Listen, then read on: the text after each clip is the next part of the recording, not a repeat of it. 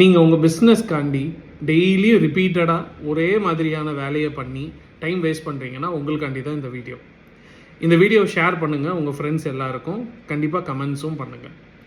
இப்போ பார்த்தீங்கன்னா ஒரு புள்ளி விவரம் என்ன சொல்லுதுன்னா 60% வேலை வந்து டெய்லி ரிப்பீட்டடான வேலை தான் பார்க்குறாங்க.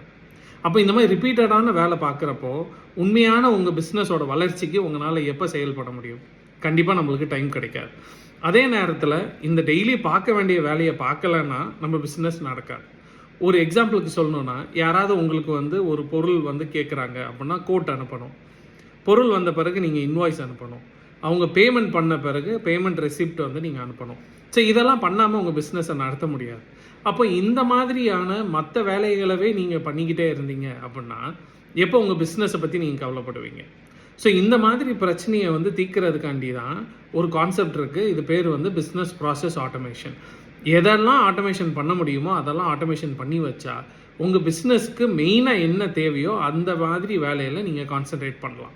ஸோ இந்த சேனலை கண்டினியூஸாக ஃபாலோ பண்ணுங்கள்.